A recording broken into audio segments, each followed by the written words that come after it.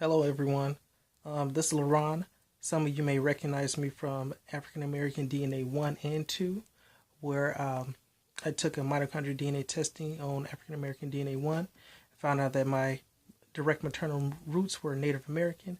And then I took a Y chromosome DNA testing and then reported it on African American DNA 2 and found out my roots were West African derived. So right now, this video, I'm going to make it short and sweet. Right now, this video is about my interest in the autosomal DNA testing, or the DNA testing to find out where what ethnic breakdown I have. I know obviously I'm African American, as you can see, but I want to know like where my ancestral lines originate from, like what groups of people came together to help make up who I am right now. So pretty much all of my ancestral bloodlines. So right now, I've been doing a lot of research and a lot of reviewing a lot of videos from various people from the African diaspora, various Latino Americans, and I'm really interested. It's been really fascinating from what I've seen, and so I just it's very important you know exactly where your people came from, and so I've been more interested in this more than ever before. So just to start off here, I do want to tell you what my estimate is, and I'll give you an explanation of why I believe the why I believe my results going to be what I'm going to tell you. First and foremost, I believe I will be approximately 80% African, 2% Native American, and then the rest essentially European. And that's just my estimate. I may be off. It's quite possible. But the reason why I say 80% African is because, as you can see, I'm composed mainly of African. My features are predominantly African. So that's what I see in my genetic makeup, and my expectations will be that there's going to be majority African, as you can see.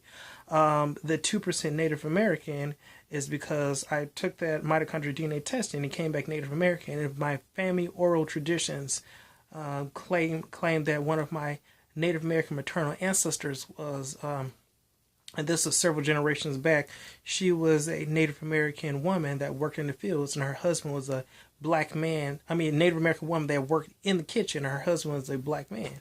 And so I don't believe I have any more than 2%. Of course, there are other trees in my family that claim that they have Native American, like for instance, my mom's father's mother side claim that they have Native American admixture, but I don't really see it. I really don't. I saw a picture of my great grandmother. She's supposed to be mixed with Native American, but she's high yellow. She's like really, really light.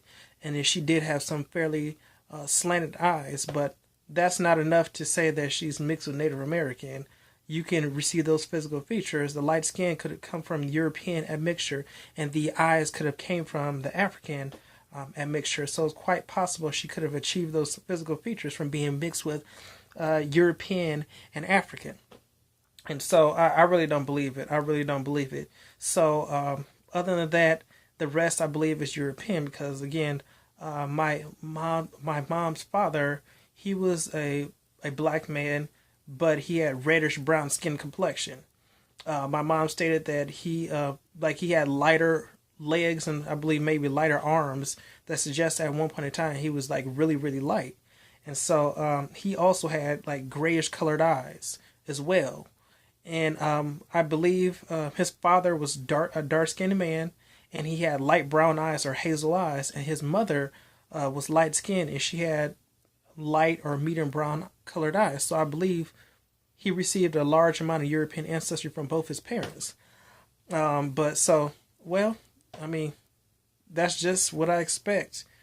And the thing is, I know there are some African Americans that may be disappointed with their European ancestry, and I wouldn't be so much disappointed about my European ancestry. I'm familiar with the slavery that happened, but some of our DNA, especially if it comes up Irish, that may be as a result of the indentured servants that mix with our African ancestors. So it's quite possible some of that DNA comes from indentured servitude. But then some cases it came from also slavery. So I expect it to be a little bit of both.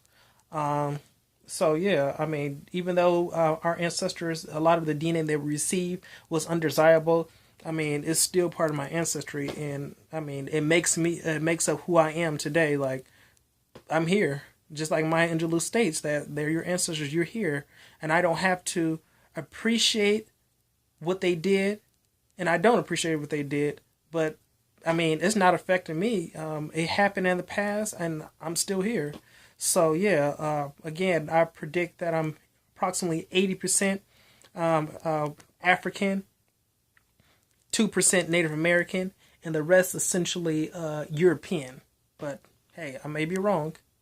So just you guys comment on this and let me know what you think. What do you think the estimates are? What do you think the percentages are? Do you think I don't know. Do you think I may get the surprise of my life? Please just let me know. So talk to you later, guys. Peace.